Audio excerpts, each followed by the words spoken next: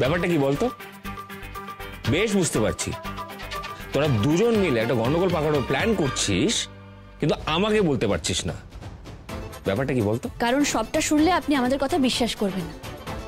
আগেও যতবার আপনাকে এই কথাগুলো বলার চেষ্টা করেছি, আপনি বিশ্বাসও করেননি, উল্টে আমার কথা উড়িয়ে দিয়েছেন। আর তাছাড়া তুই আমাদের মাঝখানে কথা কেন বলছিস বলতো? সময় হলে তো সবটাই জানতে পারবি। হ্যাঁ,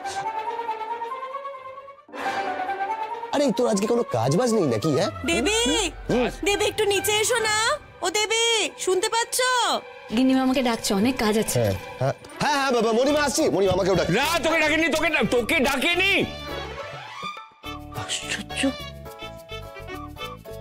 এরা দুজন কি করছে আমাকে বলছে না কেন? রে, আবার কিছু না কিছু গন্ডগোল না পাকিয়ে দে। আগে রাজা বাবুর বাড়ির কাজ, তাই আমি খুব বাছাই করে করে শাড়ি এনেছি। যা শাড়ি আছে তা আপনাদের মনে ধরবেই।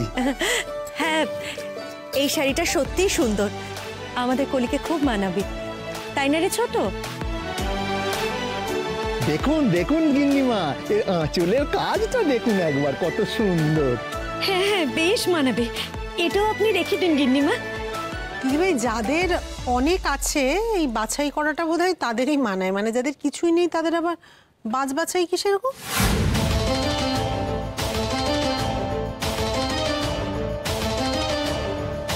কথাটা কি আপনি আমাদের উদ্দেশ্য করে বললেন?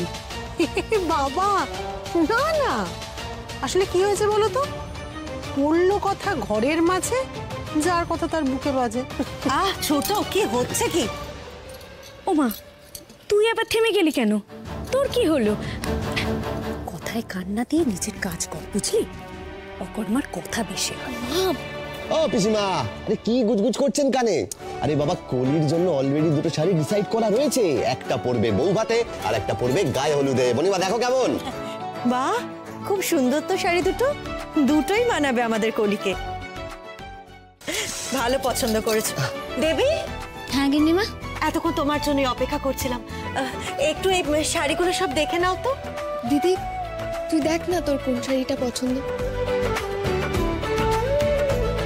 আরে কামিনী, মানে মোহিনী, আরে ওখানে দাঁড়িয়ে কেন আছো? আসো, শাড়ি বাছাই করে নাও। মোহিনী, এসো এখানে এসো, খুব ভালো সময় এসেছো। এখানে দেখো তো, অনেক শাড়ি রয়েছে, এর মধ্যে দেখো কোনটা তোমার পছন্দ হয়। জি, ও আচ্ছা, ওকে। এসো এসো, পছন্দ করো।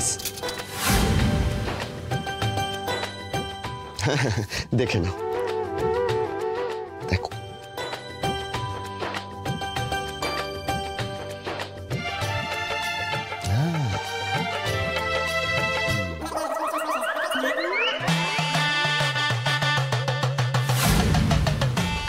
अरे बाबा, क्या बात।